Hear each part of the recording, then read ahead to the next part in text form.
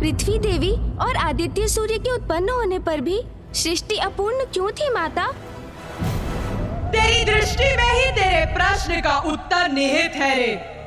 देख, देख अपने चारों ओर तुझे क्या दिखाई दे रहा है रे।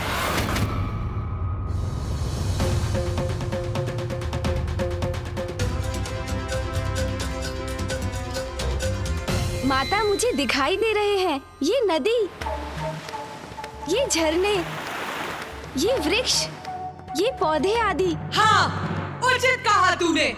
ये है प्रकृति और उसका संपूर्ण विस्तार, उसकी भव्य विशालता। पृथ्वी पर फल उत्पन्न करने वाले वृक्षों की, अनाज उत्पन्न करने वाले पौधों की आवश्यकता थी, तभी तो उसमें जीवन फल सकता था ना।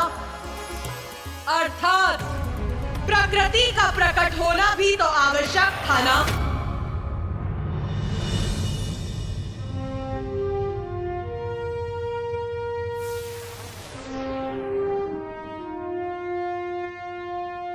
प्रिय, अब सृष्टि के विकास का समय आ गया है।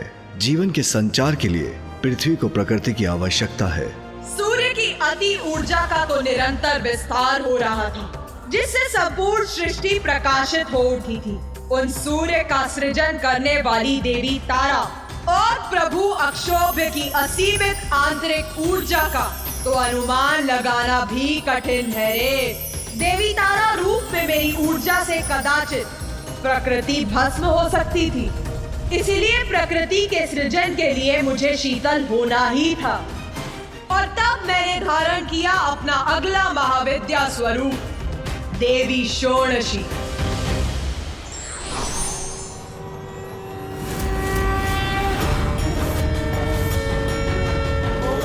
और तब महादेव ने लिया पंचवक्त्र शिव का रूप। इस रूप में महादेव के 5 मुखों के नाम हैं: तत्पुरुष, सद्योजात, वामदेव, अघोर और ईशान।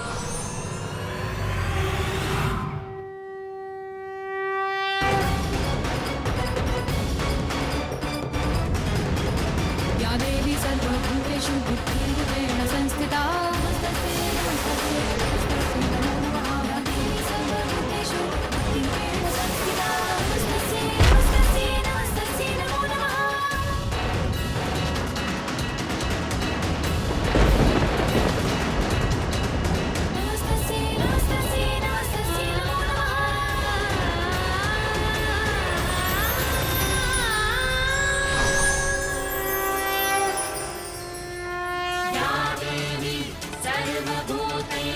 शक्तिरूपेण संस्थिता।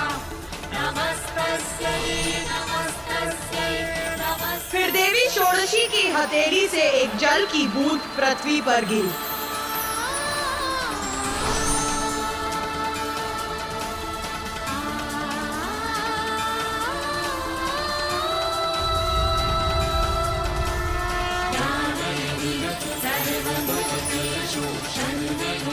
उनके संकेत पर आदित्य सूर्य ने अपनी ऊर्जा का संपादन किया, जो देवी षोडशी के माध्यम से पृथ्वी तक पहुंची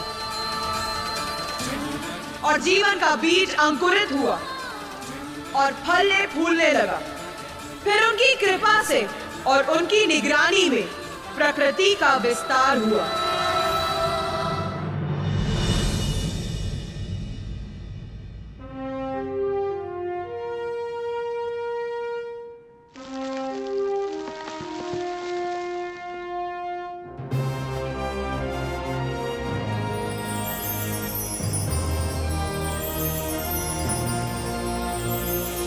पौधे लहरा उठे, पुष्प खिलने लगे और उनके साथ वन्य जीवों में भी प्राणों का संचार हुआ और प्रकृति अपने पूर्ण वैभव में जीवन का आधार बनी।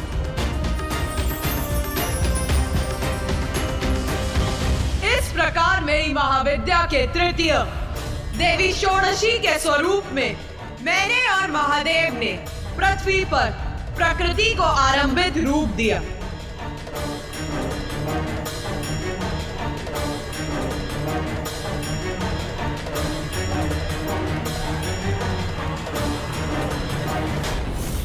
बालव्यक्तविभाकरामिति निवां भव्यप्रदां भारतीम् ईषत् फुल्लमुखाम्बुजस्मितकरे राशाभवान्दापहां पाशं साभयमङ्कुशं च वरदं कितनी अनुपम दिव्यता है माँ षोडशी की। राजन्तीं चतुरं कितना भव्य सौंदर्य है माँ का। भक्त्या भजे षोडशीम्। इतने समय के पश्चात माँ के मुख पर ये सुंदर मुस्कुराहट देखकर हम सभी कृतार्थ हो गए। जो मेरे इस रूप की पूजा करते हैं वो सर्व सिद्धियां संपन्न हो जाते हैं, कोई भी दुख उनके निकट नहीं आता।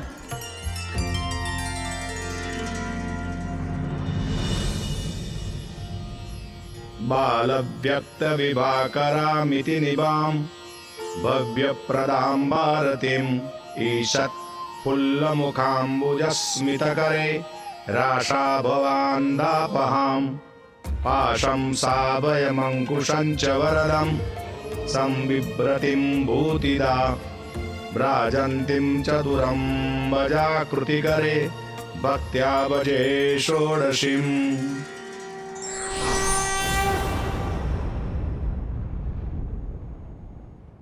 बोल, अभी भी तेरे मन में कोई भी शंका, कोई भी जिज्ञासा जन्म ले रही है क्या? हाँ माता, अब तो संसार पूर्ण हो चुका था। पृथ्वी, सूर्य, जल, प्रकृति सब उत्पन्न हो चुके थे।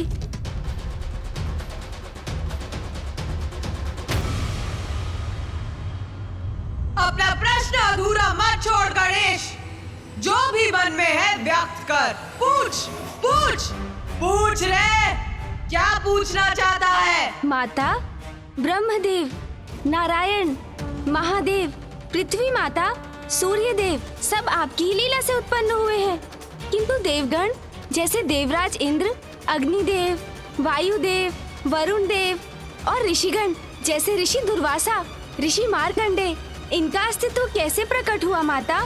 बुद्धि में तो तू श्रेष्ठ है गणेश, प्रश्न भी तू उत्तम ही पूछता है रे।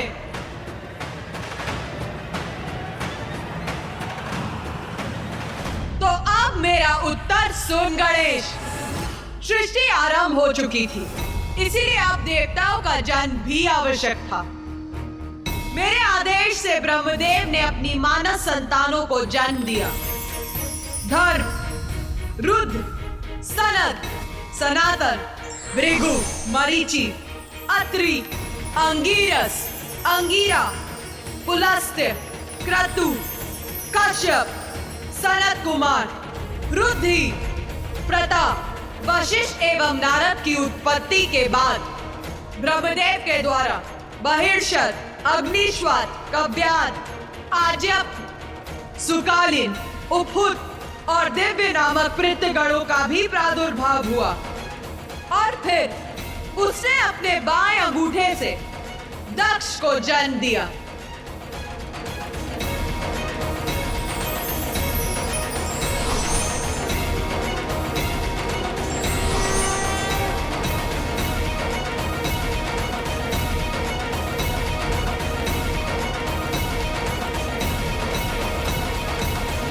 किंतु ब्रह्मदेव की मानस संतानें वृक्ष बीज अर्थात वंश वृद्धि करने में असमर्थ थी, इसीलिए सृष्टि के विस्तार के लिए प्रजनन की आवश्यकता थी। और यह प्रजनन शक्ति संसार को देने की क्षमता ब्रह्मदेव में नहीं थी, इसीलिए उन्होंने मेरी और महादेव की स्तुति आरंभ की। उस समय शिव और शक्ति संयुक्त थे, अर्धनारेश्वर रूप में ही थे।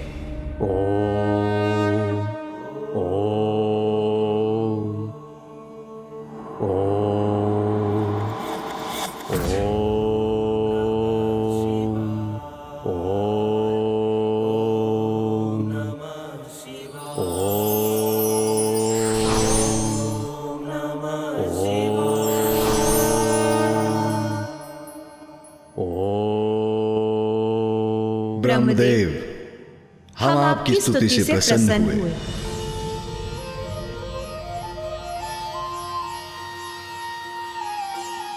प्रभु शिव, माता शक्ति, मेरे द्वारा जिन जीवों का सृजन हुआ है उनकी संतानें उत्पन्न हो सकें, इसके लिए प्रजनन अति आवश्यक है। पर यह तभी संभव है जब प्रकृति शिव से पृथक हो और ऐसे स्त्री पुरुष का जन्म हो जिनसे मैथुनी शक्ति का आरंभ हो सके। यदि सृष्टि के आरंभ और उसकी भलाई के लिए हमें एक दूसरे से विलग होना होगा, तो ऐसा ही होगा।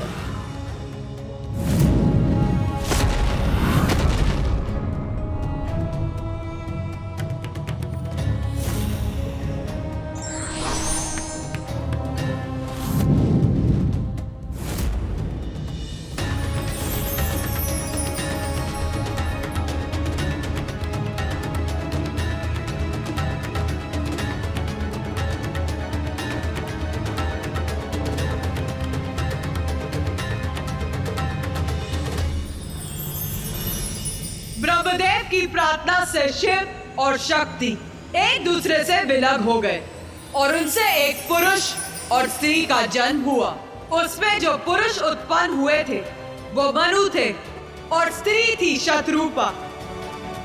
उन दोनों से प्रियवत और उत्पानपाद नामक 2 पुत्रों का जन्म हुआ और आकुति, देवहूति और प्रस्तुति नामक 3 कन्याएं भी हुई।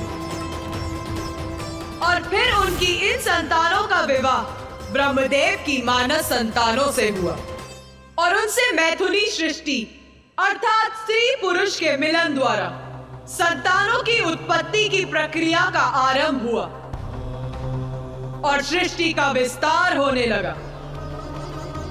दक्ष और प्रसूति से मैथुनी क्रिया द्वारा अनेकों संतानें उत्पन्न हुई, जिसमें से 13 कन्याओं का विवाह प्रजापति कश्यप के साथ हुआ।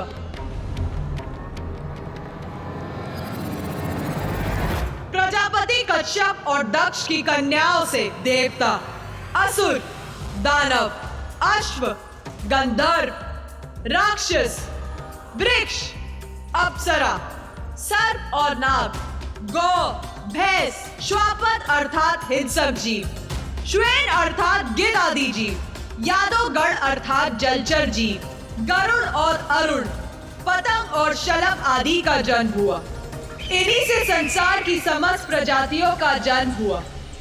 माता, अब तो सृष्टि पूर्ण हो गई थी। प्रकृति, जीव, जंतु, देव, गंधर्व, यक्ष आदि सभी उत्पन्न हो चुके थे और सबसे महत्वपूर्ण इस समस्त जीवन के लिए पृथ्वी भी थी। नहीं रे, मात्र एक पृथ्वी से संसार की रचना नहीं होती रे गणेश। बता मुझे, कौन है जो पृथ्वी पर निवास करता है? जीव जंतु और पुरुष माता। और अन्य सभी, उनका क्या स्थान है रे? सभी देव तो अपने अपने लोक में विराजमान रहते हैं और अन्य सभी भी माता। और अन्य सभी अपने अपने भुवन में रहते हैं और उन भुवनों की उत्पत्ति के लिए मेरी चतुर्थ महाविद्या स्वरूप देवी भुवनेश्वरी की कथा मैं अब कहूंगी। देवी भुवनेश्वरी? मेरी महाविद्या का चतुर्थ स्वरूप देवी भुवनेश्वरी, ब्रह्मांड की ईश्वरी है हम।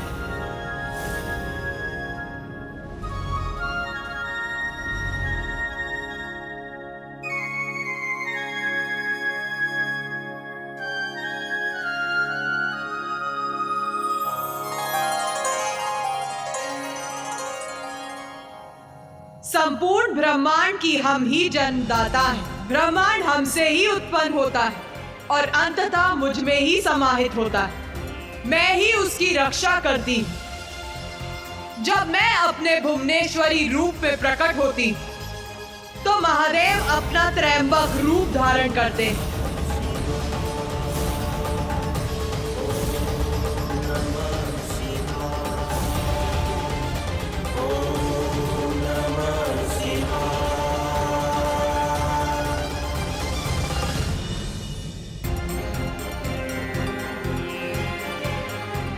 प्रिय, अभी समय आ गया है अपनी भुवनों का निर्माण कर सभी देवताओं, ऋषिगण, अन्य सभी प्राणियों को अपने अपने भुवनों पर निर्धारित करें।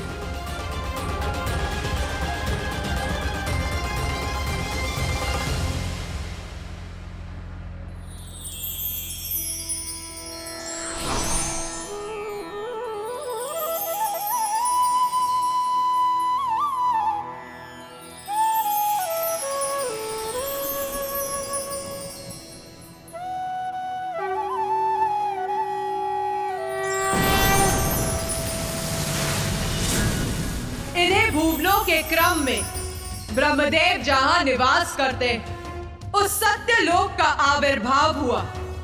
ये समस्त लोकों में सर्वोच्च लोक है, जहां के वासी जन्म और मरण के चक्र से मुक्त है।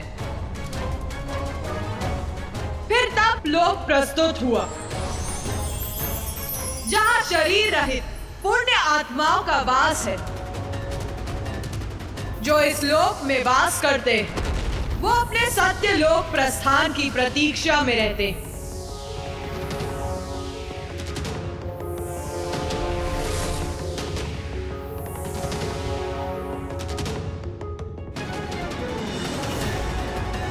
फिर ज्ञान लोक प्रस्तुत हुआ,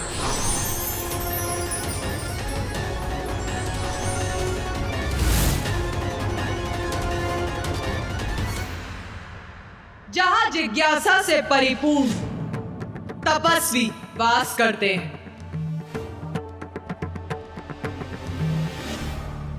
उसके पश्चात महरलोक का आविर्भाव हुआ,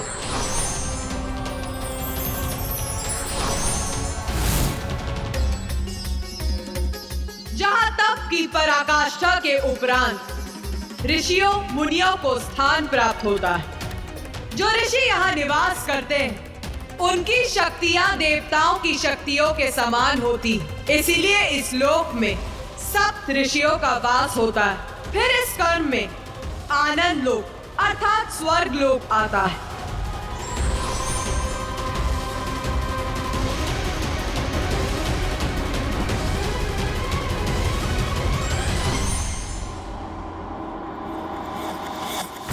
जो देवताओं और उत्तम पुण्य कर्म करने वालों का निवास है।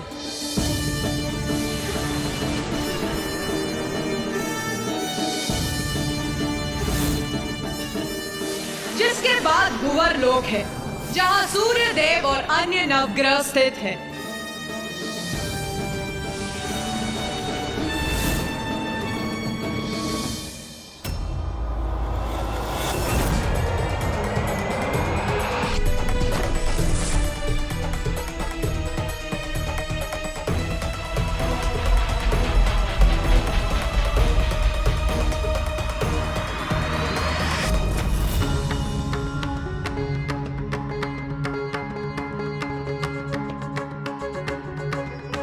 भुवर लोक के पश्चात मनुष्यों और मृत्यु लोक के अन्य प्राणियों के लिए भूलोक है।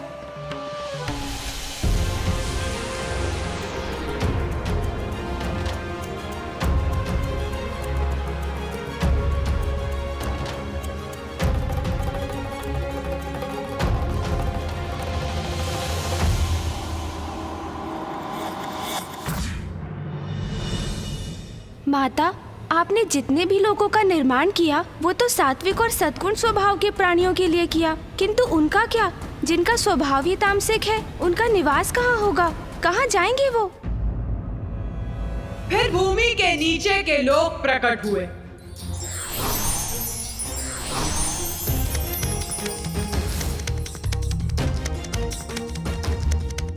इसमें सर्वप्रथम है अतल लोक। ये भोग विलास का लोक है। भूमि की समस्त धन संपदा यही संचित रहती है। फिर वितल लोक है, जहां भूमिगत जीव स्वर्ण आदि का खनन करने हेतु निवास करते हैं। अतल लोक के समान वितल लोक भी भौतिक संपत्ति पर केंद्रित लोक है। फिर असुर राजा बलि द्वारा सुतल लोक का आविर्भाव हुआ।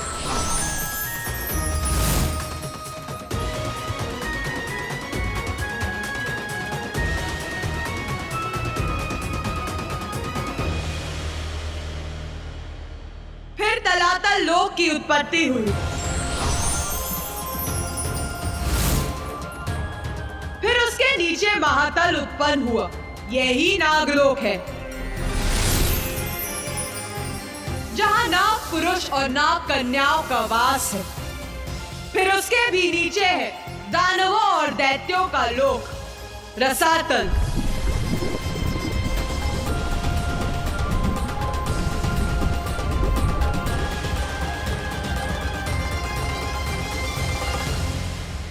और सबसे नीचे पाताल लोक प्रकट हुआ, जहां नागराज वासुकी का निवास है।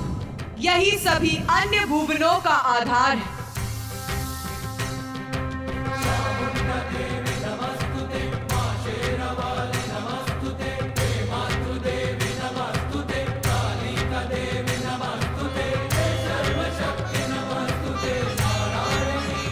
सब लोगों के बारे में तो हमें ज्ञात हो गया और सभी अपने अपने लोक में शांतिपूर्वक निवास भी करने लगे। तो फिर माता के अगले महाविद्या रूप का क्या उद्देश्य था?